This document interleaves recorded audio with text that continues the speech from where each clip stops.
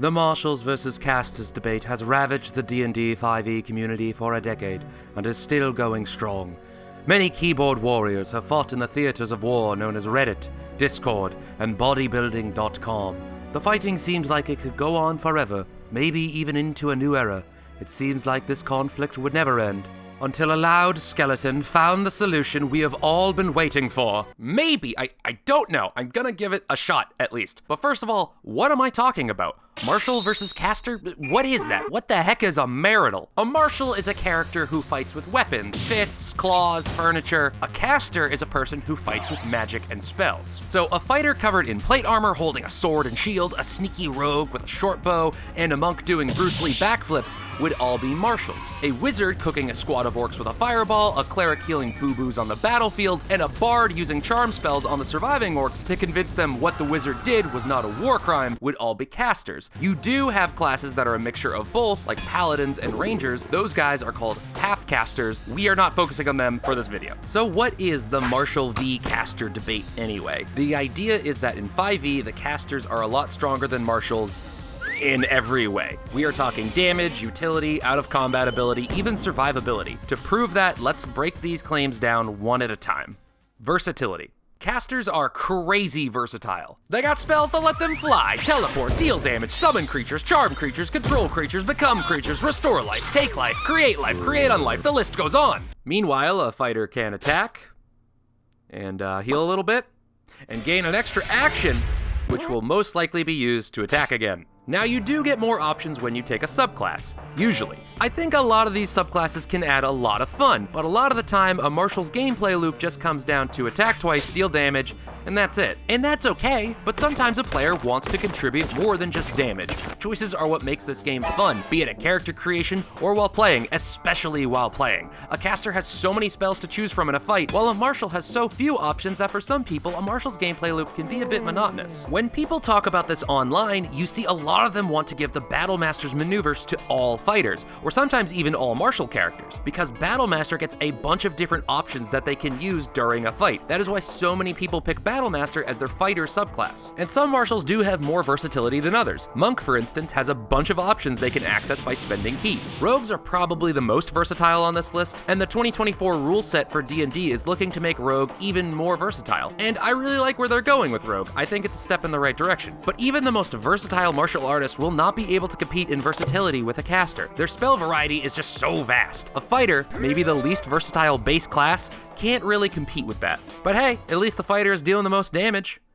Well, before we talk about damage, I got a question for you guys. You guys like free stuff? Then listen up, because I got something real nice for you all. Elderbrain's Scepter of the Lightbringer Kickstarter is now live. Scepter of the Lightbringer is a book for your 5e game that has pretty much everything you need. This book has got 24 new subclasses. It's got an entire adventure that takes you through city streets full of warring cultists and vampires. It's got 55 brand new monsters that will make you say things like, "That looks like it belongs on a rock metal album," to, "Oh no, the horrors." But I know you guys, you want to know all about the subclasses. Well, how about a vermin druid all about summoning a bunch of rats and bugs? I'm sure this will have no negative impact and will not disturb the local ecosystem. It's got a blood barbarian that steals health from enemies. We love suck tanks here. It's also got an Oath of Death paladin, which again, no negative things can occur by swearing allegiance to the agents of death. This book has an adventure where your choices actually have an impact on the story. Well, if it isn't the consequences of my actions. Not convinced yet? Well, the folks over at Elderbrain are offering a bunch of free stuff so you can try out some of it before you even spend a dime. On the Kickstarter page, they got 12 free subclasses, 12 free monsters, 12 maps, and 1 mini adventure. It's all for free for anyone. So if you are interested in the Scepter of the Lightbringer or just want to try out a ton of free stuff, please use my link in the description down below. Supporting the Kickstarter not only helps a great third-party publisher, but also me. So again, use my link in the description down below if you are interested, and thank you to Elderbrain for sponsoring this video. Damage. Casters beat marshals in damage. But how can that be? Isn't the fighter supposed to be the best at fighting? They are supposed to be, but that's not quite how it is. To explain my point, let's put one wizard and one fighter, both at level 5, against one big bag of HP enemy. A fighter using a greatsword deals about 14 damage on average to one enemy when he attacks twice. If you want to optimize, you could be a sharpshooter V-human crossbow expert with ACOG attachment and stopping power and deal like 25 damage. If he action surges, he deals about 39 damage. So this guy took 2 feats, rejected his ability score improvement, used up a valuable resource, and is only attacking on his turn. Any more commitment to this playstyle and I'll start expecting a ring. Now we have a wizard. This is a wizard not even trying very hard to outdamage the fighter, a fighter made by the sweatiest D&D player you know. The wizard can toss out a fireball and deal like 28 damage. Alright, so crossbow guy deals more damage. Simple as that.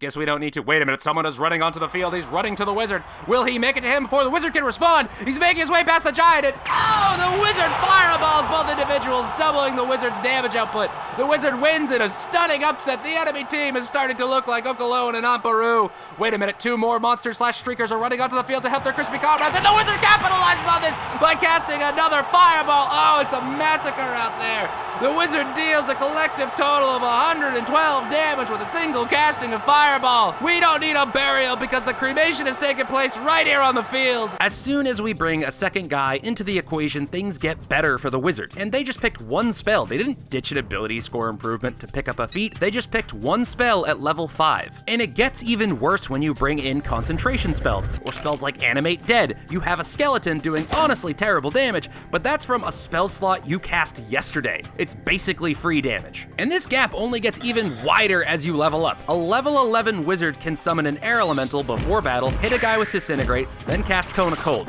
On a single guy, that's 166 damage over the course of 3 rounds. You know how much damage on average a level 11 fighter deals with a +2 greatsword over the course of 3 rounds? 96 damage. A difference of 70 points of damage. But Bone Wizard, you didn't account for subclasses. Shouldn't the damage be higher? Yeah, for certain subclasses, not all of them. Even with a strong damage dealing subclass, it is not going to get even close to the amount of damage that a wizard deals. Keep in mind, for this scenario, there is only one guy for them to hit. That Cone of Cold could be dealing even more damage if it had more targets. I didn't even throw in the skeletons from Animate Dead, or stronger spells like Animate Objects. I didn't even have the wizard cast a spell or do anything on his 3rd turn. It was only until editing this that I realized that I forgot to give the wizard something to do on his 3rd turn. So let's just throw a fireball in there. That one's a classic. That's about 28 damage on average. So instead of 166 damage, it's like 194. That 20 damage gap between the Battle Master and the wizard, yeah, it's more like 48. So that's cool. Now, I understand that this great sword swinging somebody is not built to deal the most damage. I didn't give this fighter the optimal feats or subclasses, but I didn't do that with the wizard either. I just picked damage dealing spells. You could argue that a more optimal build will deal more damage, and that I should have done that. But that's kind of my point. How come I have to jump through a bunch of hoops to deal decent damage as a fighter? I'm not a seal. I shouldn't have to look up some build on Reddit just to meaningfully contribute to a fight. I should be able to build a sword swinging character in a variety of ways and still be helping as much as Warcrime's Houdini. Maybe I don't want to take a bunch of feats that the internet has deemed required. Maybe I just want to boost my stats with my ability score improvements. That shouldn't be frowned upon, especially when rules is written, feats are an optional rule. I know in practice they aren't, but still, at least marshals can act as better tanks than the casters. Well, marshals have a hard time acting as tanks. But how is that true? They have more health and generally more AC, so how are they bad tanks? Okay, so let's say an orc is standing next to a fighter, and the orc wants to go whack the squishy bard. The orc runs away toward the bard, and the fighter takes an attack of opportunity, cutting the orc. The orc takes some damage, but the orc isn't deterred, so he rolls up to the bard and gives him a stone cold stunner. The fighter isn't exactly holding the line here. Now, to be fair, there are some decent subclasses that can tank pretty well, like Cavalier or Psy Warrior. They have some pretty good options to keep damage off other people. Cavalier can staple people to the ground, and Psy Warrior can use their big brain to cover you in an invisible barrier. Though I do think you get these abilities a bit too late in the game. There are other subclasses that can use their reaction to reduce damage for yourself and other creatures. Beast Barbarian and Spirit Barbarians get something like that, but the issue is you can only reduce the damage of a single attack because you only get a single reaction. As soon as creatures get multiple attacks, this dramatically drops in usefulness. And barring Ignoring Cavalier's staple ability and the Sentinel feat, none of these abilities make the bad guys focus their attacks on Mr. Meaty Tin Can. Why attack the dude barely dealing any damage when I can go attack the anemic-looking Jimi Hendrix, who is currently turning the dragon into a frog? I feel like one of these is more important to focus on. The guy with the loot just turned our boss into an amphibian. Why should I attack the metal garbage can with a pointy stick? There is no tactical incentive to do so. And we will add some mechanics later on to help with that, but quick aside, there is no tactical incentive, but there is a much greater incentive. The actual answer as to why you should attack the fighter and not the bard is because you and your friends came here to have fun. When I DM, sometimes I attack the fighter, and sometimes I attack the wizard. Depends what flavor of blood I want that day. A good DM will bash in the skull of each and every one of his friends. It would be pretty unfun of you if you never attacked the fighter, despite the fact your friend built this character to have high AC to absorb a bunch of attacks. But that wouldn't be the most tactical thing to do. They should have built their character better. I'm so glad you're prioritizing the good strategy of your made-up fantasy monsters over your real-life friends' fun. Here, have a towel. You seem a bit too sweaty. Well, at least the fighter and the barbarian have a good stat like strength, right? Well, strength is weak. Strength is such a bad stat compared to the other stats. It makes me sad. Think about it. How often when you are making a D&D character do you dump strength? I bet pretty often. I bet most of your characters are built like soft twigs. Let's talk about the benefits of strength. You get access to higher damage die weapons, you can wear heavy armor, increasing your AC significantly, you can lift heavier objects, you get a skill check that's used pretty often, you get better at grappling, and you can carry more with a higher equipment load. Except no one does equipment load, because why would you do equipment load? It bogs down the game with uninteresting math. I call the time it takes for the DM to decide how much something weighs waiting for weight. Quick, tell me how much 5 cockatrice livers in a burlap sack weighs. If you couldn't think of an answer within 2 seconds, you took too long. In the time that you were typing up some insane Google search and scouring the internet on statistics for ostrich organs, your players could have been punching a dragon. Which would you prefer, punching a dragon or ending up on some kind of animal rights watch list? Also, a character with the minimum amount of strength, 8, can still lift 240 pounds before needing to make an athletics check. That is way above the average of a typical untrained man in the US. This soft twig can bench, apparently. I'm built different. Let's compare that to dexterity. Dexterity has an extremely common saving throw, a saving throw often used to avoid massive damage. Dexterity is used in your initiative bonus. Acting before an enemy is huge. Dexterity gives you 3 skills, one of which lets you surprise creatures to get an extra turn before the enemy creature. Dexterity makes you better with ranged weapons that, while dealing slightly less damage, let you attack from a much safer distance, meaning you're more likely to live longer and deal more damage in a fight. But if some guy does come up to attack you, it's probably fine, because at level 8, if you have a light armor proficiency, you can have 17 AC, 1 less than the best heavy armor in the game. If Dungeons & Dragons was a person and you asked them who would win in a fight between the Mountain from Game of Thrones and Simone Biles, the best gymnast in the world, Dungeons & Dragons would pick the lady who is 4'8" and weighs 104 pounds. Why even be a strength-based character when Dex exists? It's rough out here for barbarians, man. Strength is so bleh. And it's not like strength saves are that important. What's gonna happen? I'm gonna be knocked prone. I'm gonna be knocked back 10 feet. Whatever, man. That guy over there failed a wisdom saving throw and now he eats from a tube. I just want to be a big cool guy like Hercules or Guts, but the game has so many better options. It's hard to feel like you're contributing in the game when your teammates are better at you in every conceivable way. I didn't even talk about out of combat abilities. Casters win that hands down as well. I just want to feel like I can contribute, not necessarily do the most damage, but just feel like I'm helping my team. Now some of you might not have any of these issues, and if so, that's great. But some people have had these issues. The problem of casters being better than marshals is more apparent at later levels, so if you mostly play at low levels, you likely haven't seen this issue. I'm willing to bet some people have written a comment before finishing the video telling me how I'm wrong and it's not that bad if you do this build or run the game this certain way. Let me address both of these. Firstly, there may be certain builds that alleviate some of these problems. You may have found a build that you are super happy with and you don't worry about any of the things I have said. If so, great. You're enjoying your game and that's all that matters. You do not need my help. Maybe you think everyone's problems can be solved if everyone simply builds their character in a specific way.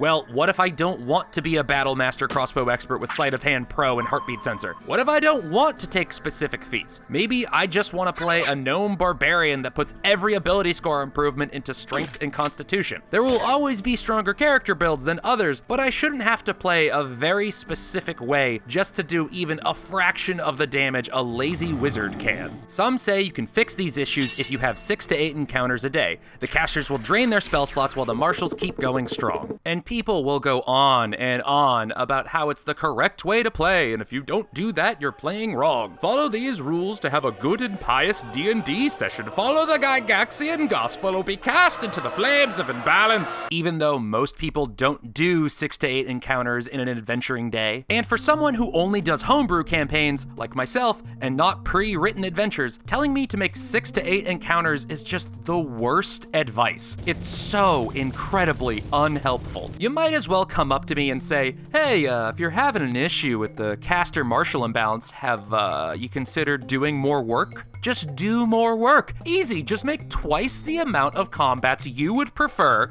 and then all these problems go away. I know you tailored these combats off character backstories, but it'll be okay if you just double them. Don't worry about a satisfying narrative. You'll figure something out. Just throw out some mindless bullet sponge enemies. People love those. To all the people claiming we should run a specific number of encounters in a day, I'ma hit you with an unblockable, undodgeable, auto-crit ×10 smoke and style response.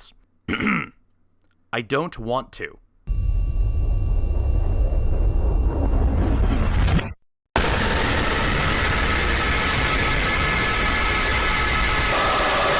I know the amount of encounters I want to run, and it's not 6 to 8. I do like 1 to 5, and me and my group have a fun time. And I'm not alone in thinking that. Most people don't run that many encounters in a day. Not because they're running it wrong, just because they don't want to. If you do have 6 to 8 encounters in an adventuring day and don't have any of these issues, cool. Then you don't need this video. For everyone else, let's see what we can do. Before we start, I should mention 2 things. 1, this video is not going to fix every single problem every individual martial class has. This video is going to help marshals, I hope, but I still plan on making how you should buff videos for other classes. I think some issues have to be resolved class by class. 2, I'm mostly going to focus on melee builds, mainly because I think they need the most help. If you're risking getting right up next to a monster who casually goes by the Beast of Butchery, you should get rewarded for your bravery. I'll also be leaning more toward buffing strength builds, but there will still be some love for the dex users, so don't worry. Okay, without further ado, let's get into it. First of all, I think your weapon choice should matter, right? Like, what are the melee weapons doing in 5e that's unique? And I mean truly unique, not passive properties that are changing up the math so your attack and damage is better. I mean something that changes up how you approach an encounter. There are 2 weapon properties that I would consider having genuinely unique properties. The Reach property, which lets you attack from an extra 5 feet away, and the Thrown property, which lets a weapon be throwable. Other than that, the rest of the weapon properties are all passive. It's not engaging. No choices are being made during combat. Now, the newer weapon mastery abilities in the 2024 rule changes for D&D are looking to make weapons more interesting. At the time of recording this video, the rules are not officially out yet. From what I've seen so far, they're not exactly what I want. Oh, Graze deals 5 damage when I miss an attack. The Beast of Butchery is quaking in his boots. Some look cool, but I think it could use a little bit more oomph. A special weapon ability on a weapon is cool, but it may get a bit stale if you are just using the same ability over and over again. So hear me out. Weapon techniques. Think kinda like Battle Master maneuvers, but tied to a weapon. Each weapon has at least 2 techniques. I never liked how a lot of weapons were basically the same, when in reality different weapons were used for different reasons. Like a warhammer should act differently than an arami. Look at this thing. It's like gymnastic ribbon twirling was turned into a blood sport. To rectify this lack of variety in both choice and combat, I have given interesting techniques to each weapon. For example, a warhammer and a flail are both weapons that deal 1d8 damage, except a warhammer has the versatile property, which lets it deal 1d10 damage when held in both hands, and a flail has nothing. So why would I ever use the flail? It's just a flaccid warhammer. Well, with these weapon techniques, the flail gets clobber, which lets you clock a dude so hard it leaves him stunned. And if you want to add insult to concussive injury, you can use the disarm technique, which lets you add more damage to your attack roll and steal his weapon away from him. Like taking candy from a heavily concussed baby. and these techniques give a reason to pick lower damage die weapons. Like, why would I ever pick the whip? It only does 1d4 damage. Why not pick a rapier or a greatsword? Maybe because the whip is the only weapon that has 4 weapon techniques. It's got disarm, trip up, a technique that lets you add bleed damage, and an extended crit range. Now that's not to say a rapier and a greatsword don't get good techniques. They both get the lunge weapon technique, which lets you deal more damage and increase the reach of the weapon by 5 feet. Oh no, you stibbledy-abbed me. And now there's a reason to pick a great axe over a greatsword other than flavor. A great axe has better weapon techniques like sweeping strike and juke. Sweeping strike lets you attack 2 creatures at once and deal your full damage to both creatures. None of this reduced damage stuff. Your barbarian can turn into a blender and the whole battlefield is the splash zone. And if you miss with the great axe, you can use juke to reroll the attack. Wait. Rerolling attacks? So can't you just use this all the time until you hit? Not quite, because the amount of times you can use these weapon techniques is tied to your strength modifier. We are giving players a reason to invest in strength. We will restore their faith in big muscle. I swear to you on the Swoley Bible, hallowed be thy gains. Reps for Jesus. Your strength dictates the DC of these moves and how often you can use them. You get 1 plus your strength modifier in uses of weapon techniques per long rest. No minimum of 1. I don't even have weekdays on my calendar. Only strong days. Why? Again, we are giving people a reason to invest into strength, a stat many casters don't have and can't really afford to have, because any class can use these weapon techniques. If you think that's unfair to Dex users, remember they get so many benefits already, while strength users don't get much. You want me to starve, don't you? Some might say that's too punishing to a Dex-based martial character, and that you shouldn't be punished for having a low stat in something.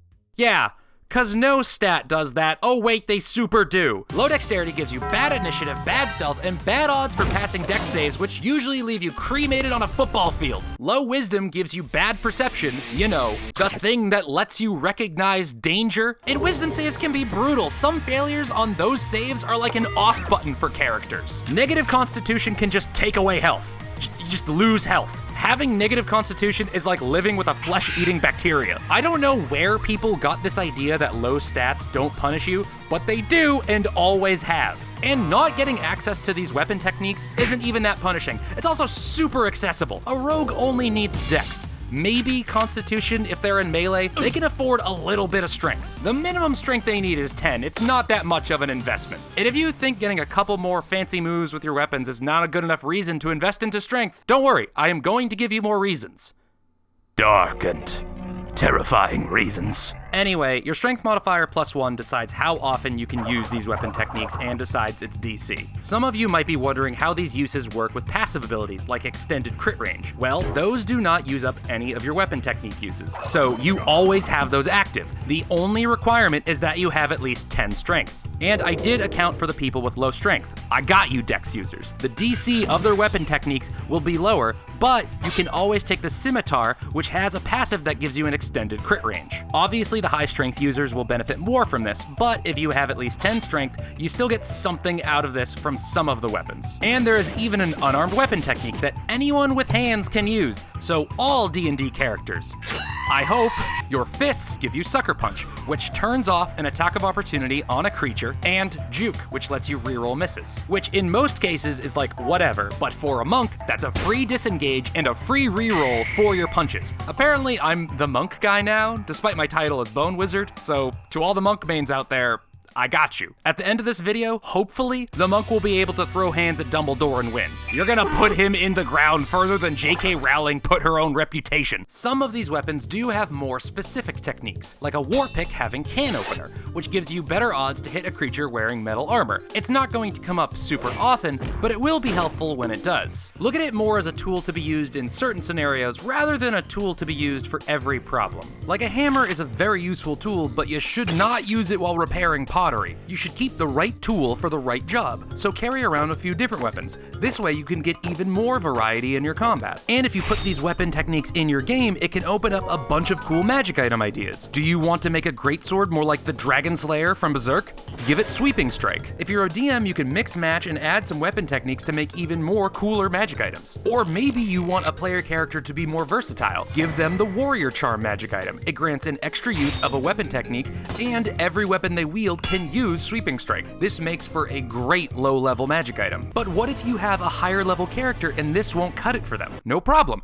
Get rid of the attunement requirement for this magic item, and now they get to use this item without it taking up one of their 3 attunement slots. Or you could add on even more effects, like Batter Up is a weapon technique that knocks creatures 15 feet away and knocks them prone. But with this greater warrior charm, you knocking them away triggers attacks of opportunity from other creatures. You can tee up your allies to play Fruit Ninja, and the orc is the fruit. If you're interested in magic items like this, I release 4 unique magic items every month on my Patreon. If you sign up for that tier, you also get access to all the other magic items I ever released, so maybe check that out. Now, if you think 1 plus your strength modifier uses per a long rest isn't enough, you can have uses of weapon techniques come back on a short rest. Personally, I think that's a bit too much, but I figured I'd put that out there for people who would like that. Keep in mind, these are mainly used for versatility. The extra damage some of these do is just a little extra thing. You're not really meant to be using these for every single attack. Well, maybe for sweeping strikes, but for most of them, it's to be used strategically, to set something up rather than pump out tons of damage. Now, I understand a lot of this looks like Baldur's Gate 3, and yeah, it does. But to my credit, I did think of this stuff before I played Baldur's Gate 3. But even if I happen to unknowingly copy one of the best games of the decade, I'm not gonna be too upset with myself. It's a good game. I have murked Asterion in every run I've been in. I hate that guy. It's not what it looks like. I swear.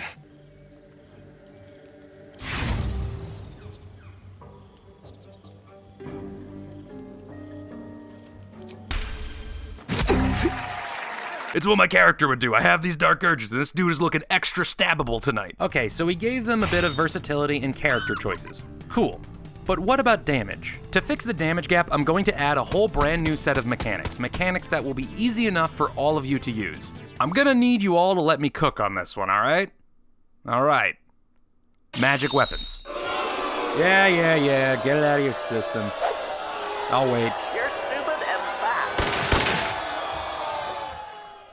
Are you done?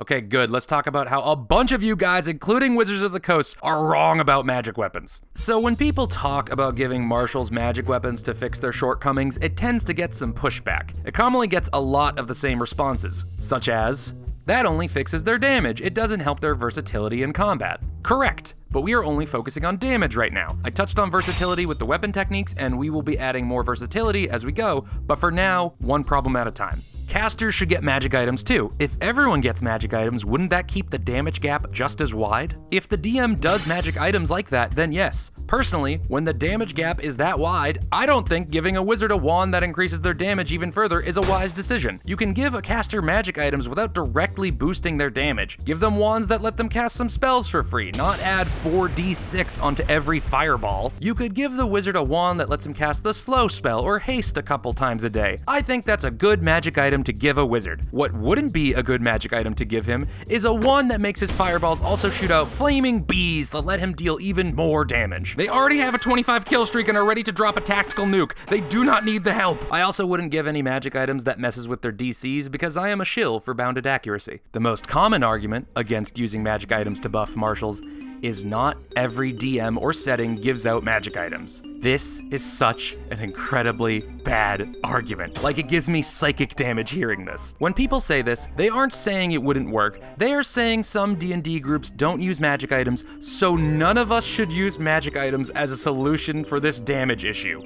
Which does not make sense. For example, some people don't agree with my monk changes. Does that mean no one should use them? Who cares what other people you don't know think? I did a poll a while back, and statistically, most of my fans are in games that get magic items at level 3 or higher. And a healthy amount of those people who were in games with no magic items were either new to the game and didn't know they should have been giving out those magic items, or would have preferred if they had been given out. So why are we worried about a minority of people we will never play a game of D&D with? You know what, let's apply this logic somewhere else, shall we? Driving a car would get you where you need to go faster, but some people do not have a driver's license, so we can't rely on the car. Good luck walking 500 miles.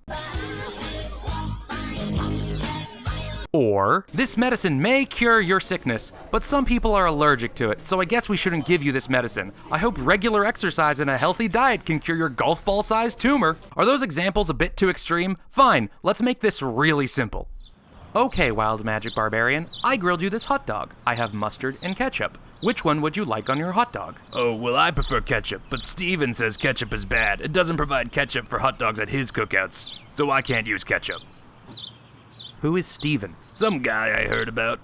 Alright, but Steven isn't at this cookout, so don't worry about how he eats his hot dogs. If you want ketchup, you can have ketchup. Yeah, but Steven really doesn't like ketchup on his hot dogs. He says it ruins the whole thing, so I can't do it. I'm not sure why this man has such strong feelings about pork products, but I am allowing you to have ketchup at my cookout. So would you enjoy your hot dog more if you got to put ketchup on it? Yes. And I am allowing you to put ketchup on your hot dog because this is my cookout and I get to decide how I run my cookout. And I will gladly give you ketchup. So put ketchup on your hot dog. But what about Steven's cookout? We don't need to worry about the cookouts we are not a part of. I am not sure why you're concerned about the fringe opinions of others. I'm not basing how I run my cookout on what a few people believe, especially when people are completely fine with ketchup. Yeah, I guess you're right. Hey, why are people who put mustard on hot dogs so insufferable about ketchup? If you use magic items in your D&D games, then magic weapons can solve some issues. It doesn't matter what Steven does, you're not playing with Steven. Why should we cater to 100% of people when 70% of people are fine with magic weapons in their games? Also, not having magic items in a game of D&D is kind of nonsensical when you think about it. I want a grounded, low fantasy game. Yes, I'll let the wizard have a zombie horde fly in the air and shoot fire from his hands, but a fighter with a magic glowing sword? Nope, too far. It shatters my immersion. And to the people who are against magic items in their games, I do still have a solution that works for you guys. Sort of. I mentioned earlier how Wizards of the Coast is wrong about magic weapons, and they kind of are. Most magic weapons give a bonus to attack and damage rolls. Those go from +1 to +3. If they do add damage die, the highest it goes up by is like 1 damage die or like 2 extra damage die. The damage does get better with certain weapons against certain creature types, but sometimes that can be too specific. The Holy Avenger does 2d10 more damage against fiends and undead, but we are not fighting any of those right now. We're fighting Steven, the adversary of ketchup. A lot of magic weapons only give +1 to +3 damage to each damage roll, which doesn't really help us. And even with that extra 2d6, the damage just doesn't get close to casters. I don't think WotC really provided magic weapons that do enough damage to close that gap, but they absolutely intended for magic weapons to be given to players. So if you want to close that damage gap, just throw dice at the problem until the gap is closed. It really doesn't need to be more complicated than that. So here's my proposal. That +1 next to your weapon will always provide a significant damage boost. For each +1 that weapon has, 1 to 2 d12s are added on to the damage rolls. So a +1 longsword could get an extra 2 d12 damage, and a +3 longsword could get an extra 4 d12 damage. That sounds like a lot, but here's the math. With weapons like this, marshals can hopefully close the damage gap between them and casters. Here's what I recommend the progression of these magic weapons would be, but, and this is a big but, this is a soft system.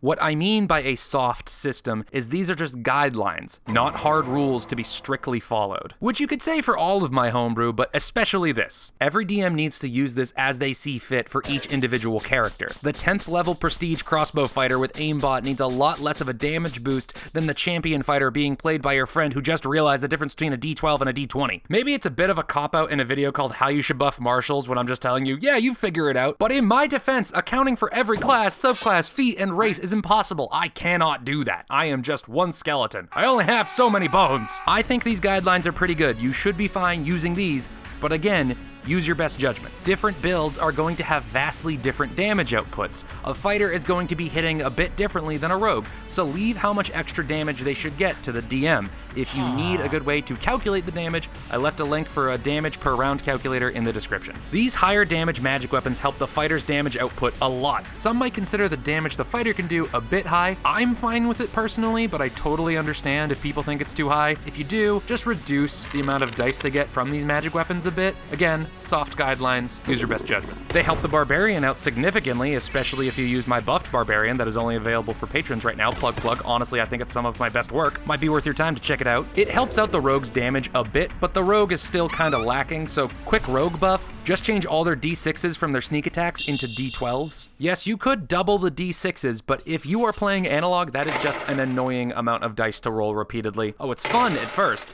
but then you gotta do it for every single sneak attack. If you roll 20 dice at once, some are going off the table, onto the floor, under some furniture, never to be seen again. I don't know what void my dice went to, but whatever eldritch being is smuggling it, give it back! Or you don't have that many dice, so you roll 4 dice like 5 times and you keep track of the total as you roll each batch. And let's be real, you're bad at math, especially during D&D. Your brain cells melt like an ice cube in a microwave as soon as you sit down to play. There are bricks that scored higher than you did on the SATs. Don't feel bad, it happens to all of us. I prefer using D12s because D12s are easier than rolling double the amount of D6s, and you rarely get to roll a D12. Yeah, the floor for damage is lower with D12s, but if it makes my life easier, then whatever. I'll take 5 less damage on average if it means the brick doesn't make fun of me for being bad at math. But back to magic weapons, the damage even helps the monk, and if you use my buffed monk, it will boost your damage.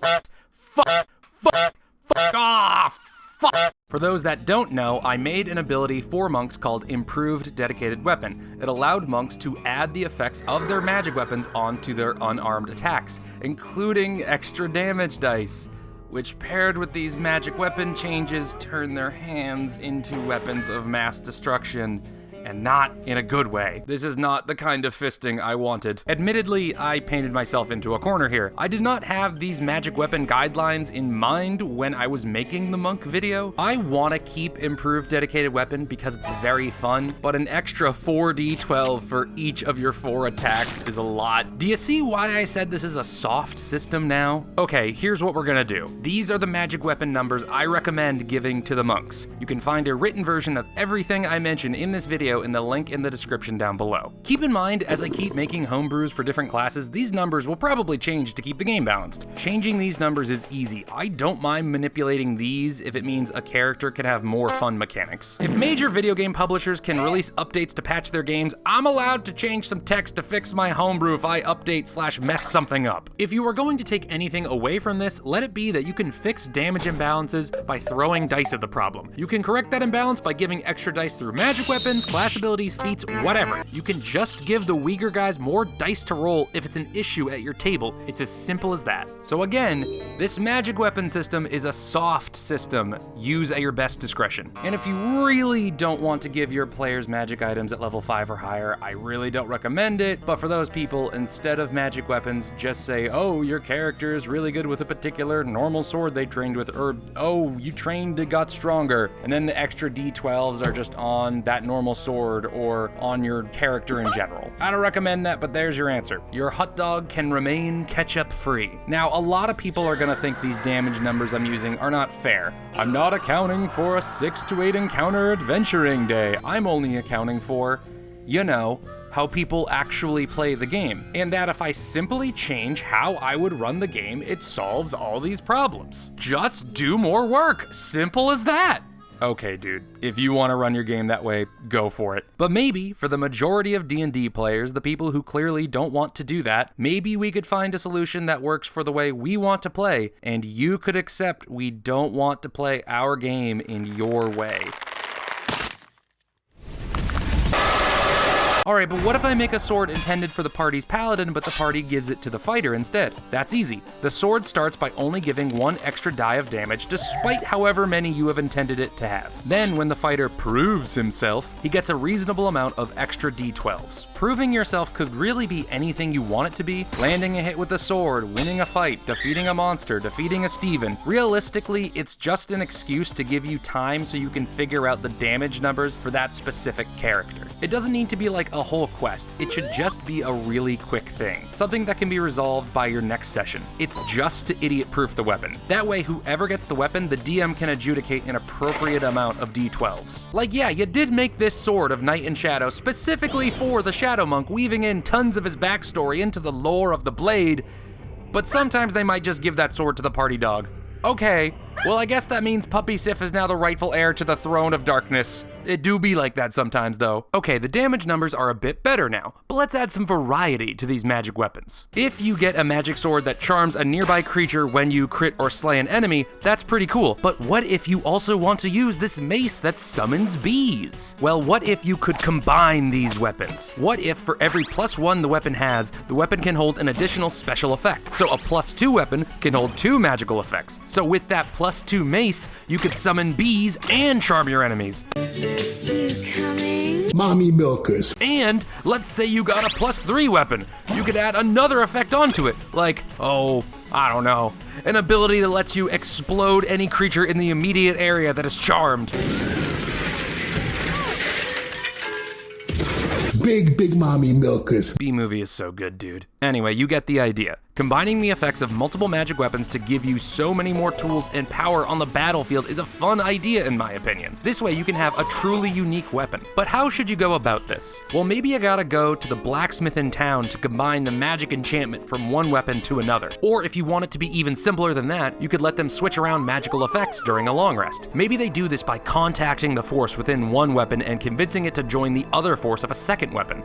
That, or Unga Bunga, slap swords together. Me magic man now. Now, effects like extra damage I wouldn't consider a special effect if you are using magic weapons that give out extra damage dice. My magic weapon system would override weapons like Flame Tongue, for example. Basically, go with the enchantment that does more damage. Adding Flame Tongue damage on top of my magic weapon system seems like a bit much and a fire hazard. If the special effect is extra damage but only against a specific creature type, like a Holy Avenger, then you could keep that one, maybe, but it really depends how often that creature type comes up in your game. Like the Sword of Horse Slaying probably doesn't need to be stronger if you're in a My Little Pony themed game, you know? With these magic items, the marshals can start hitting harder. That solves that. But how are we going to keep the monsters attacking our tanky boys when the orc can easily vertical suplex chokeslam the very chokeslammable bard through a table? How do we do it? Give everyone the sentinel feat? Apply some arbitrary status effect? Summon bees? None of that. I got something more insidious planned. We are going to force the DM to play mind games. Our fighter is going to do absolutely nothing to stop that orc from attacking the bard. The orc can go powerbomb that bard as much as he wants, but our boy will warn that orc if he attacks anyone but the fighter is going to sing Shrek at him. For if he does go attack that bard, he receives Retribution. Retribution is a 5th level ability for barbarians, fighters, monks, and rogues. At the end of your turn, as a free action, you choose a creature within 10 feet of you that you attacked this turn. That creature becomes the target of your Retribution. If that target damages a creature other than you or forces a creature other than you to make a saving throw, the next melee attack you land against that creature is automatically a critical hit. The effect lasts for 1 minute or until you use it on another creature. A creature can only be affected by 1 instance of Retribution at a time. Hey, Editing Bone Wizard here. There was a lot of confusion with this ability that I want to clarify. When I say a creature can only be affected by 1 instance of Retribution at a time, that means 2 player characters cannot both use Retribution on the same enemy to guarantee a critical hit. If a fighter uses Retribution against a dragon, the barbarian cannot also use Retribution on the same dragon. The dragon can only be affected by 1 instance of Retribution. You cannot stack Retribution to guarantee a crit. A bunch of people misunderstood that, so there you go. Pair this ability with the magic weapons from earlier and you'll be dicing dudes like onions. I envision this ability as stabbing an enemy in the back that is foolish enough to turn away from you. Oh, you don't think I'm a threat? Okay. Somebody once told me the world is gonna roll me. This is the sharpest tool in the shed. You are looking kinda dumb with the sword up in your bum, and I'm gonna turn your guts to shreds.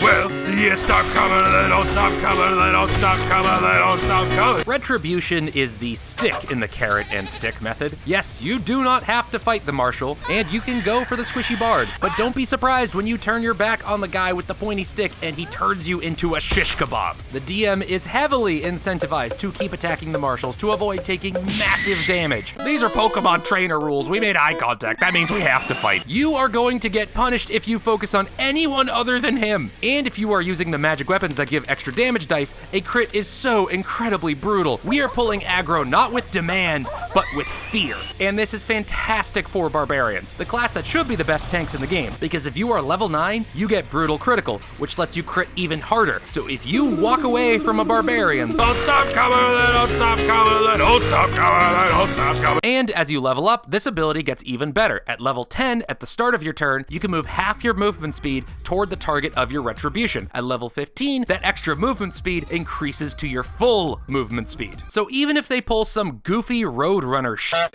you are going to painfully teach them about Smash Mouth. So is Retribution supposed to boost the damage numbers of martials? Not really. I mean, yeah, it can in some situations, but its main purpose is to have enemies focus their attacks on the martial. Ideally, the martial won't get to crit anyone because the enemy is focusing on them, which is the point of this ability. As for how many times a day you can use this, 2 times per short rest seems like a good amount. If you want to get crazy with it, you can make it so it has unlimited uses, and martials can do this as often as they want. My horoscope just says violence.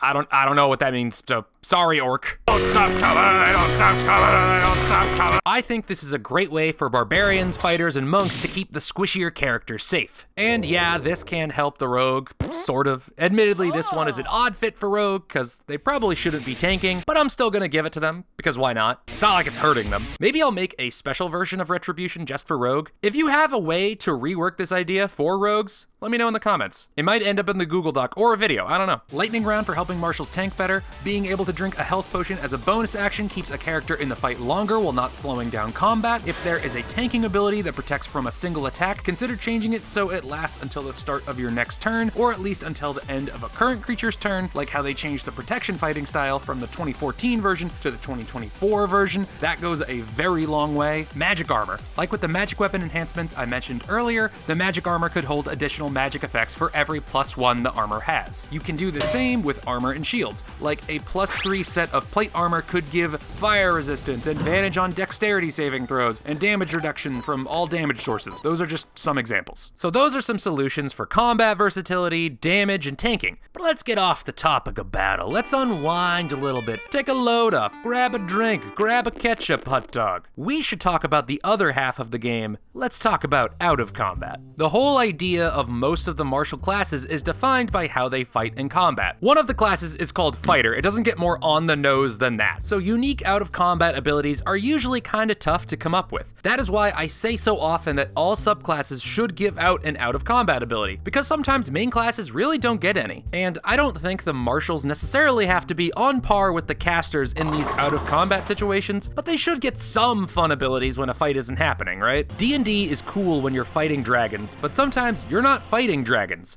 Sometimes you're trying to rig a horse race. The druid has convinced half of the horses to turn on their riders, the bard is boosting the speed of the horse you bet on, and the wizard is summoning a demon because he can. What is the barbarian to do? It's a tough question, but the answer is obvious. He throws the horse over the finish line. Here is my pitch for a martial out of combat ability. At level 2, Barbarian, Fighter, Monk, and Rogue get the ability Remarkable Talent. This feature lets you choose between the Chucker feature and the Midnight Monkey feature. Let's start with Chucker. How often has this come up in your games? You're a barbarian and the rogue wants to get onto the roof of a building to sneak in through the skylight. Or there is a pit and the frail wizard cannot get across because he doesn't want to spend a spell slot. Obviously, you'll want to throw them. But how the heck does one do that? What are the rules? What are the rules for caber tossing my senior citizen friend? With the Chucker ability, you can throw any creature or object equal to your size or smaller a number of feet equal to 5 times your martial level. So at level 2, that's 10 feet. That's not that crazy. At level 8, you could throw a creature 40 feet. That's as high as a 3-story building. At level 20, you can throw that old fart 100 feet away. That is a distance longer than a basketball court. At level 10, you can throw creatures 1 size larger than you. So you could toss a horse, a fighter who had enlarge cast on him, the moon druid who turned himself into a bear. Now I know this is supposed to be the out of combat section of this video, but I dare you to think of one situation where an airdropped bear could not aid your predicament. Bear Force 1 solves all of your issues. Stealing picnic baskets? Easy.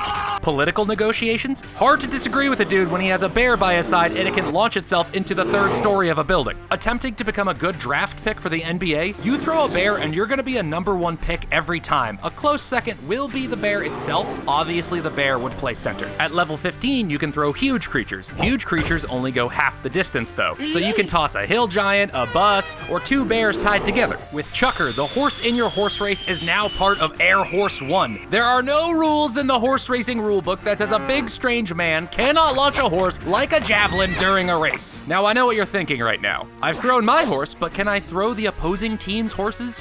What a silly question. Of course you can. If you try and throw an unwilling creature, they must make a strength saving throw. On a failure, you cast your super magic barbarian spell. Kringus crossed! Your horse has been tossed! Don't worry about the horse. Horses always land on their feet. It's fine, they also have 9 lives. To represent this incredible equine tossing strength, there is one more bit to this ability. The amount of weight you can push Dragon Lift increases every 5 levels. At level 5, it gets doubled, tripled at level 10, quadrupled at level 15, and quintupled at level 20. Everyone's getting steroids for Christmas. So if you have 20 strength as a level 20 fighter, you can lift a female hippo all before needing to make a skill check. If you want to lift more, your DM can ask you to make an athletics check to try and go beyond that weight. And I encourage the DMs to do the same with the tossing thing as well. You could calculate the extra distance by taking the total they rolled on their athletics check and dividing it by 4 or 2, the resulting number representing the extra distance. Or if you want to get wild with it, the total they rolled directly equals the extra distance they can throw. Just huck that horse an extra 20 feet. At a certain point, the horse will no longer be in the bounds of the track, it's going to land in the bleachers. If that does happen, I'm pretty sure that's still legal. I don't know. I don't watch horse racing. I refuse to watch sports where every audience member is required to wear stupid hats. One last thing with Chucker, if your DM says something is too heavy to toss, then you can't toss it. Sometimes life just throws a lead horse at you and you just gotta roll with the punches, man. Lead horses are just part of growing up. But Dungeon Masters, remember, these guys are strong. If they can lift a car, why not let them toss it? What is the worst that could happen? Okay, so we gave strength-based marshals a fun tool to use. Awesome. But what about the dex users? You've been favoring strength users a whole lot during this whole video, you skeletal scumbag. Well, yeah, strength users need it more. Dex users have plenty of skills that can be utilized out of combat, but I still think they should get something unique. So for dex users, they can take Midnight Monkey. Midnight Monkey enhances their stealth and pickpocketing. For stealth, it allows them to move their full speed while moving in stealth, and they can attempt to hide behind a creature one size larger than them. This will allow rogues and monks to sneak their way in all quick and quiet like. And if they are fighting a monster way bigger than our stealthy boys, let's say a dragon, they could hide right underneath that dragon, going completely undetected, able to walk right under him as if they were never there at all. Then punch him in the dick! Also, yes, I did just steal this ability from Lightfoot halflings, and no, I don't care. I don't respect halflings. Why be a halfling when I could be a goblin or a kobold? Creatures infinitely more interesting. Or play a gnome. At least if I play a gnome, I get a funny hat. Halflings are just short, hatless humans. No good lore, isn't even a fantasy creature, legally not a hobbit, no hats. Gonna have to give this the lowest score possible, an IGN 7 out of 10.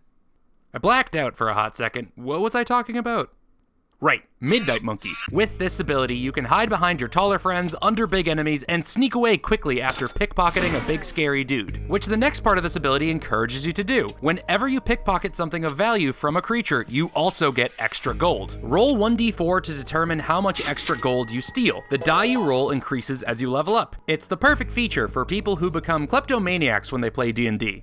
So, me. All my good morals just plummet when I play D&D. I didn't even need to steal candy from that concussed baby. I just did it for the thrill. Now you only get extra gold when you steal something of value, like money, a potion, a weapon, an artifact, a masterpiece of art. So maybe you steal a key off of a guard and ooh, 3 gold. But you don't get gold if there is nothing to take or you take something worthless. You can't just steal lint from the pockets of a homeless man and magically find 5 gold when he had none. You only get the extra gold from someone who reasonably would have half that gold on them. Now, before people try and abuse this, the DM has full control on whether or not this ability activates. No, you cannot pickpocket all of a man's gold, roll for extra gold, then reverse pickpocket the gold back to him, and then pickpocket the gold again so you keep rolling for extra money. You cannot do an infinite money glitch. Use your common sense. Don't be a dick who argues he should get infinite money. If the DM says you can't do it, you can't do it. Now, the dungeon masters watching this might say, well, how is a rogue going to get 8 gold when the commoner he just pickpocketed only had 4 gold? Oh, please, let's be honest here. You rolled for how much gold they had on them. Let's not pretend otherwise. Just think of this as a modifier to that roll. You do not keep track of the exact amount of gold all of your nameless NPCs have. Do you also keep track of the pH level for crop growing soil across the seasons, including before and after a rainfall? Arguably, that's more important to a society than how many chunks of metal are in their pockets at any given time, but you dismiss it because why the fuck would anyone keep track of these kinds of things? So going back to our horse race scenario, maybe the horse the party bet on didn't win, despite your best efforts. But the winning rider is confused. Where is his prize money and where is his wallet?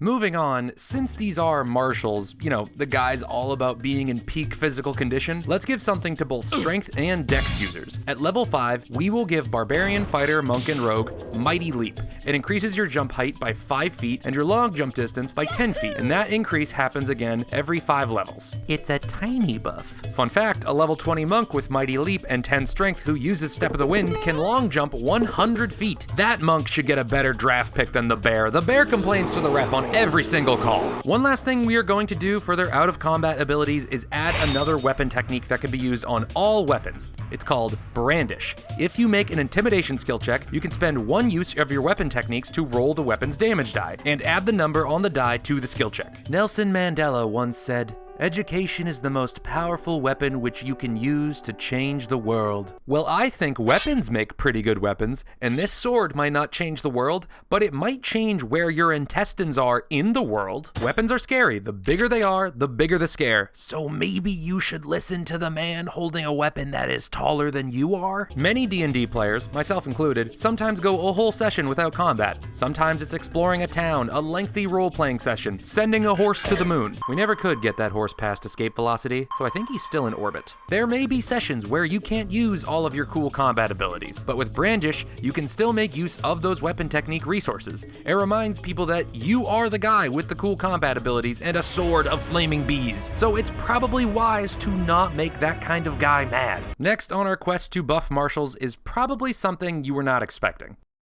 New spells. New spells? Are you suggesting these new spells go to the marshals? Nope, they go to the casters. More spell options for casters, Bone Wizard. I thought you said this was a video on how to buff marshals. Oh, casters can take these spells if they wish, but these spells are not that good for the casters because these spells were not made for the casters. They were made for the DM to use against the casters. Let's say you're making a wizard, druid, bard, or sorcerer. What's the most common stat you drop when building those types of characters? Strength. As I said earlier, there is not much incentive to put any points into strength, not when constitution, dexterity, and wisdom are so important, especially for saving throws. Marshals get screwed over so damn hard by not having good wisdom saves. Fail some wisdom saves and you just don't participate in the game, or worse, the DM plays your character for you while you are forced to watch. Oh, you cast Dominate Person on my fighter? Glad you're having fun using my character to stab all my friends. I'll just sit in my cuck chair while you're having all the fun. That's why I gave monks Unwavering at level 7. Every martial class should get an ability to combat these debilitating saving throws. So let's spread the pain a bit. Let's add some spells that hit casters where it hurts. They're strength saving throws. Oh, a strength saving throw? What's he gonna do? Knock me prone? Push me back 10 feet? I'm so scared. Sacrifice. Who's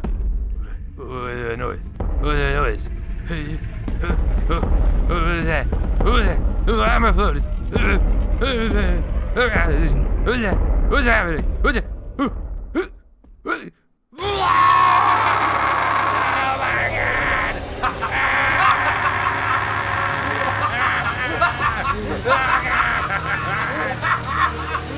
As As you may know, there are not many effects that require strength saving throws, and the ones that usually do just knock you prone or push you around a bit. Well, why can't a strength saving throw spell be impactful outside of a push? Why can't a strength save spell deal a bunch of damage? Why can't a strength save spell give a big debuff? Why can't a strength save spell tap into dark forces to appease the wicked beings of the underworld? If we want to make the marshals feel strong and powerful, then that means giving them saves that they can beat. And if that also means the wizards fail a few more saving throws with dire results, even better. And these spells are not going to be super annoying for the players. They are still going to meaningfully impact the low strength characters, but not in a way that makes them not able to participate in the game. That would be bad and lazy game design.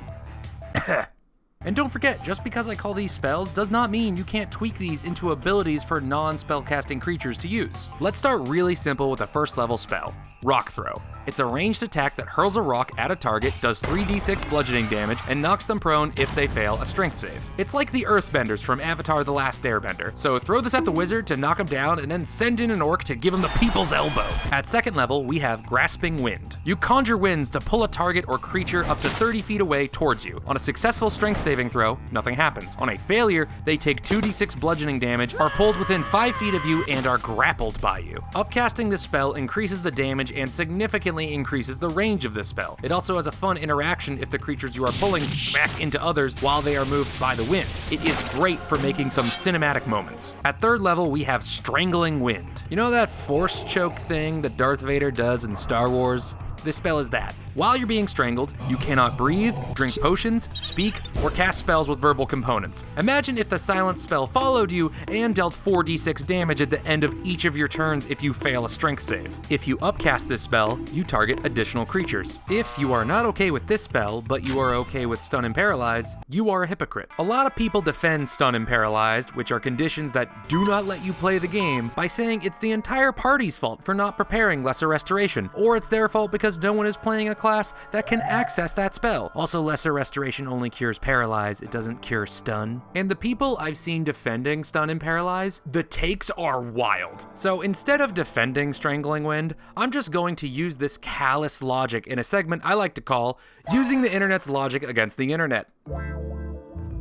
This dummy didn't prepare any non-verbal spells. Looking like a chump not prepping catapult. Best spell in the game. Best spell in the game. Should've known Darth Vader could've popped up at any moment. It's Anakin Skywalker hours at this table. This is on you. Me and my group don't walk out the door unless we got our ice knives prepared. The coldest, quietest little knives. You gotta have those non-verbal spells. You gotta have them. This chump doesn't even have a light crossbow to use. My passion is victim blaming. For level 4, we got Icy Embrace. It lets you summon ice to encase multiple foes, stunning them with restricting cold. I highly recommend using the changes I made to Stun and Paralyze for any and all of my homebrew, this spell included. Anyway, it stuns them and deals 1d6 cold damage whenever they fail their strength saving throw at the end of each of their turns. Now you can try to teleport out of the ice, but that ice is so deep it's under your skin, so teleporting will not save you. Sorry, wizard, you should have spent more days at the gym and less days studying books to help you commit new war crimes. Live large, die large.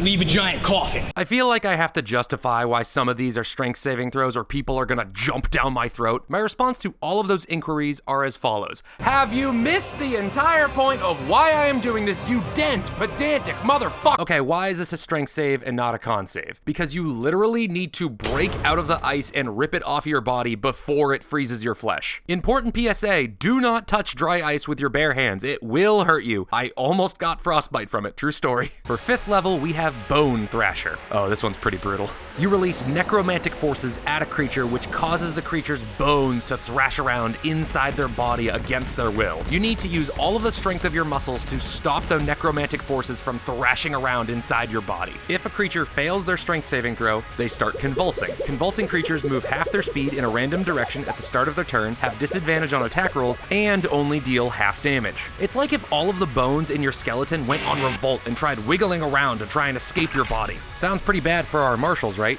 Oh, don't worry, casters have it even worse. The necromantic energy bends and twists their entire body in such a way that it makes them cast spells incorrectly. At the start of a convulsing creature's turn, they expend their highest level spell slot and take 1d6 force damage per level of spell slot expended. The damage is nothing crazy for a 5th level spell. The real reason you use this is to drain casters of spell slots, and considering how few the amount of combats most of you guys have in a day, this might be an effective thing to throw at the wizard. What did I do to deserve such cruelty? You were born. At 6th level, we have Hungry Spirits. It summons a swarm of disembodied jaws to gnaw on your enemies. You need to use your strength to pull as many off of you as you can, lest you sate their ravenous hunger. This is just a spell that deals damage for a turn. It's an instantaneous spell that does 7d10 damage, then it's over. Half damage on a successful save. Having abilities with unique effects is fun, but sometimes you just want something simple. Sometimes I just want to turn my brain off when I'm playing a spellcasting monster. A pizza with pepperoni, Swedish meatballs, and pierogies, plus stuffed crust full of 3 different kinds of cheeses and the lost pieces of the Dead Sea Scrolls sounds really good.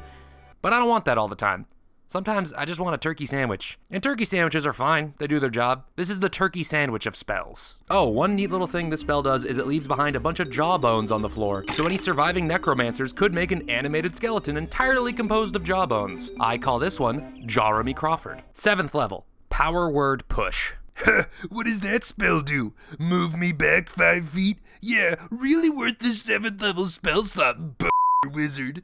You really didn't learn your lesson from the last time, did you? Well, actually, I'm pretty into it. This kind of debasement is my kink. For your kinks, I sentence you to death!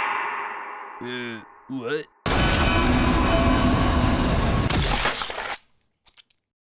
Leave a giant coffin. So what is a push? A push is being shoved by another person. A push is a car smashing into something. A push is a tidal wave leveling a building. A push is a hurricane blowing down an entire town. All these things are push.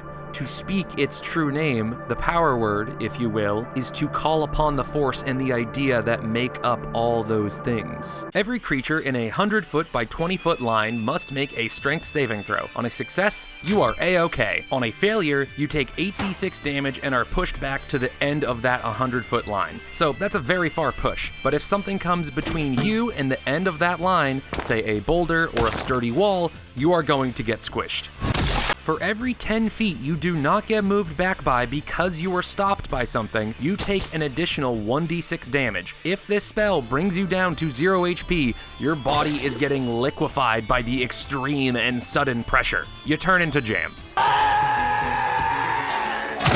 This spell is great for pushing people very far away from you, or if the wizard happened to be standing right next to a wall, you can walk your caster right up next to them and deal a total of 18d6 damage. It's a pretty evil thing to do, but maybe today you crave the sweet and salty flavor of death. It's crazy how anyone can speak this single word and it creates such an incredibly destructive force. Now, I would tell you what the power word for push is, but you literally will not be able to understand it if I told you. Like, forces out of your control will render that knowledge impossible to hear. Don't believe me? Fine, I'll tell you the word. The power word for push is... For level 8, we have the spell Sacrifice. If you thought that last spell was evil, then this one is downright diabolical. Like, if you use this spell, your alignment automatically goes to evil. This is the spell I used to make that guy an erupting ketchup geyser. I think for this one, I'm just going to read the text of the spell. You summon a menacing, invisible presence. The presence desires bloodshed. Each creature of your choosing in a 40-foot radius sphere centered on a point you choose must make a strength saving throw. On a success, nothing happens. On a failure, the creature becomes a sacrifice. The sacrifices ominously float 1 foot into the air and take 10d10 necrotic damage as their blood erupts from their body like a fountain. As the sacrifice's blood floats in the air, you may choose to give a blessing to a creature you can see by dousing them in a sacrifice's blood. You have as many blessings to give out as you have sacrifices. A creature who receives a blessing grants temporary hit points equal to half the amount of damage a sacrifice took. Creatures that are brought to 0 HP by this spell die.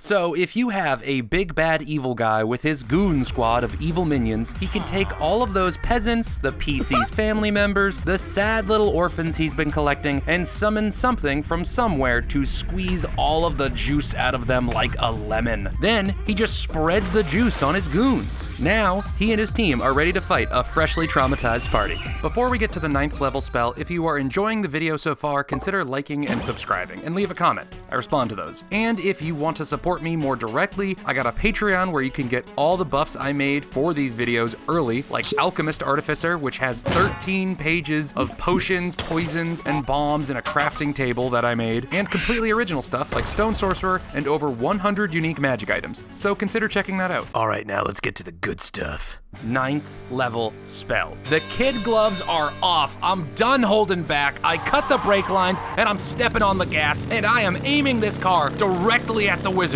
The other spells were brutal, but this one is just mean. It is Bully the Wizard O'Clock, and this spell is his swirly. This spell is called Bands of Doom. This spell summons 10 magical talking iron bands that bring only misery and woe. The bands appear on your target's body. The creature must make a strength save. On a success, the bands chastise the creature for not accepting this kind gift of jewelry, and the creature takes 8d6 psychic damage. You're stupid and fat. On a failure, the bands tightly secure themselves onto the creature and are considered worn by the creature. So you're not misty stepping out of this one either. Each of the 10 bands give -1 to all rolls the creature makes, -10 in total. Additionally, any DC the creature has is lowered by the number of bands they have on their body. That's a cool DC 19 spell save you got there. It would be a shame if it went down to DC 9. Fireball? Everyone's gonna succeed to take half damage. Save or suck spells? Yeah, they're just suck spells now. Spell attacks like Crown of Stars or Scorching Ray? Does a +1 to hit work? Your familiar has a better chance to hit than you do, you dusty, crusty fossil. Oh man, that is pretty bad. How long does this spell last? 1 year. And don't worry, this spell doesn't require concentration. If you want to be really mean, cast this on the wizard and then cast Heat Metal. I love the smell of deep fried nerd in the morning. As you are getting cooked alive, you might be wondering, how do I get these bands off my body? Well, you can use your action to try and remove some being the key word here. If you succeed a strength saving throw, you remove 1d4 bands. Not all of them. I told you this was going to be a mean spell. It's a 9th level spell. We gotta be on the same level as Wish and Meteor Swarm. Now, some of you might be thinking you can get out of this with a good casting of Dispel Magic. Yeah, Dispel Magic at 9th level would work, or use a 3rd level spell slot and try and beat the spellcasting check. A normal DC to beat is, what, around 19 or so? What is your spellcasting ability modifier? +11? You mean +1, right? Okay, good luck rolling an 18 or higher. Oh, you did get an 18? Great! You dispel the magic of one object within the spell's range. Object. Singular. You dispel one of the 10 individual bands that are on your body. But I am a generous bone wizard / swirly giver. I'll add this bit to the spell. If you cast Dispel Magic or end your turn in an anti-magic field, not all of the bands fall off. However, it causes 1d4 of the bands to fall off. Why are you being so mean to the wizards? You are a wizard yourself. I am nothing like you. We are not the same. You side with the dirty, weak barbarians and monks. You don't deserve the title of wizard if you sympathize with such dull creatures. Yeah, I wouldn't have said that, because other creatures can help you remove some of the bands. So I hope you're in a good standing with the strong members of your party, because if not, perish. And if you want the marshals to be even stronger against this spell, you can have it so you can replace an attack roll with removing some of the bands. So if you have 2 attacks in 1 round, you can make 2 attempts to remove 1d4 bands. Now, I could go over how to still be effective in combat when you are a caster and have the Bands of Doom attached to you, like using buff spells or using summon spells. I could do that. Or this chump didn't even have a summon prepared. If you complain, you're just softening the game. Dungeons and Dragons is a hardcore game for grown-ups. The only thing you can conjure is bad decisions. An elemental spirit could have fought for you. He doesn't know how to properly play the game. Doesn't know a damn thing. Everyone knows you should always have haste prepared. This boomer can't even work around some tacky jewelry. You should have had a better team comp. Could have polymorphed his buddy into a T-Rex. Oh, you don't like it? Then I guess we should get rid of every bad thing from the game then, huh? You should just check your email while you can't do anything. So those are 9 strength saving throw spells you can add to your game. And again, they don't have to be spells. You can reflavor any of these as abilities. An ice dragon or a frost giant could spew out freezing breath that acts like Icy Embrace. A big monster could breathe in so deeply and so powerfully it could act like Kirby's suction ability, which could emulate Grasping Wind. Power Word Push could just be reflavored as punting someone really hard into a wall. Nice try, puppy!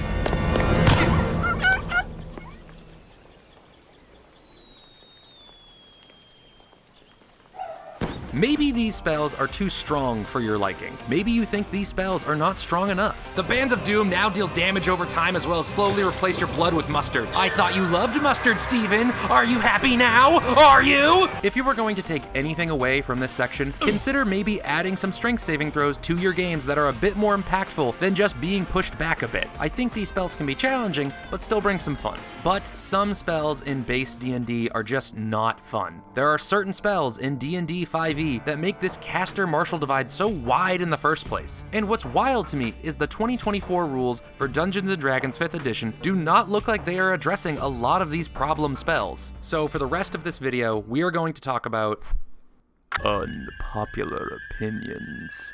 First off, we have spell nerfs. I know, nerf is an ugly word, buffs are better than nerfs, I know. But some of these spells have gone too far. Bringing marshals, or any class, up to the level of power that these spells allow would just make the game unplayable and super not fun. There are 3 groups of offenders here. We have the one-shot winner spells, the zookeeper spells, and the infamous duo. Let's start with the one-shot winner spells.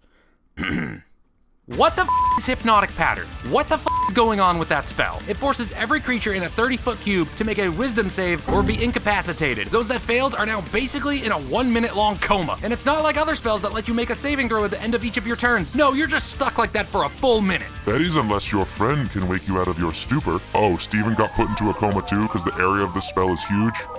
Well, crap. Well, at least I can still rely on my prized sentient horse. What?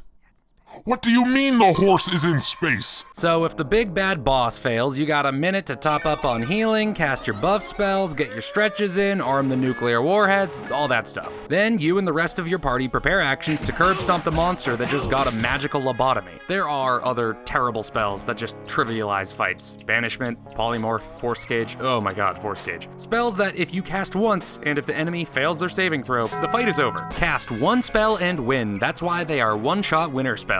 You didn't even need the rest of the party. It's so incredibly anticlimactic. Oh, did the fighter go through a whole training arc and then have to quest to find the evil banishing sword of Smingus Smungus? Yeah, well none of that matters because Harry Potter is in town. A lot of people say to counteract these spells, you shouldn't just have one big enemy in the fight. The boss should have some goons to throw at the player characters as well. And yeah, that does solve the problem, but that is just a band-aid solution. It doesn't address the bigger Harry Potter-shaped problem here. Plenty of turn-based games have boss fights that are composed of a single enemy and work. So is the problem that you made a boss fight with one guy, or that your player has an ability that can instantly win a fight? It's like if you were eating a hot dog in a friend's living room and your friend tells you, hey, you can't eat food in there, the living room is where we keep the bear. He will probably get aggressive with you if you eat food near him. And yeah, eating in a different room might solve the problem, but I think the more important thing to address is, why the is there a bear in your living room? The bear is the issue. Resolve the bear issue. Steven, is the bear only going to attack me because I put ketchup on this hot dog? So how do you fix these spells? Ban them. That's the easiest way. There are plenty of other good control spells that don't rely on some anticlimactic crap. You want to buff marshals? Then stop letting casters use spells that trivialize fights. WotC did not even nerf Force Cage in the 2024 rules update for 5e. Like, what? Hello? Oh, there's concentration now, so it's a nerf. Yeah, that's not the reason it was a problem. The reason this spell was a problem was it could summon an everything proof cage around a person with no save, and unless you can teleport, you're just stuck there. I can now say this with full confidence.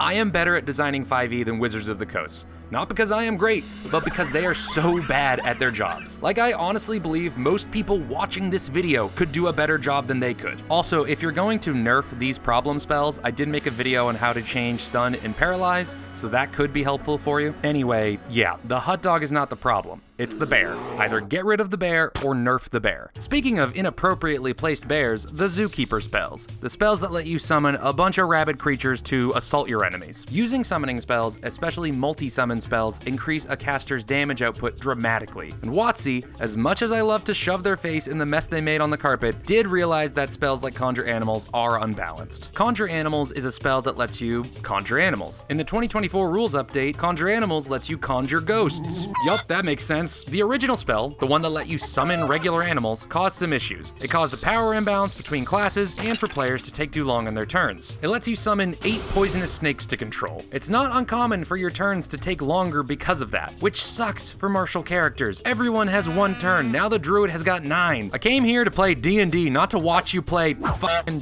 Pikmin. And I understand that some people could use this spell and not take up a bunch of time, but it was a problem with enough people that I do think it was a wise thing for WotC to address. That's why you see the 2024 D&D rules have spells that only summon 1 creature at a time, and I agree with that change. What I will say about summon spells is this: if you are using them, I recommend using ones that only summon 1 creature. Another option that was suggested to me by Satanalus Pumpkin is that you summon an amount of creatures for every player at the table, so each player can control 1 creature. I really love this idea. Picking creatures based on their CR might be a bit funky depending on how many players you have, so it might take some workshopping, but it fixes the problem of a single player taking turns that are too long by spreading out the turn load, and it lets every player contribute by controlling a little guy. That's just spreading the fun around in a team-based game, which I will always endorse. Yes, technically it doesn't solve the damage issue, it's still damage being done by the caster, but the player with the fighter is still controlling a giant bee,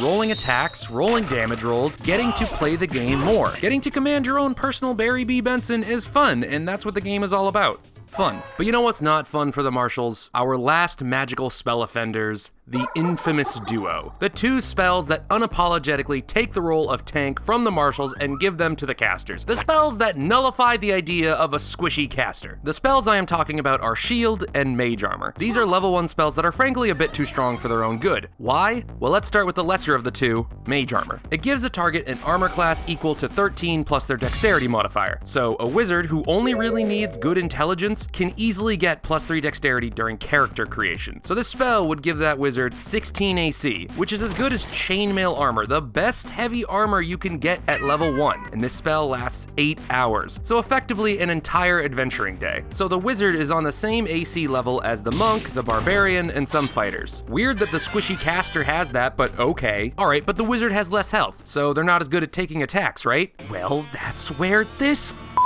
spell comes in.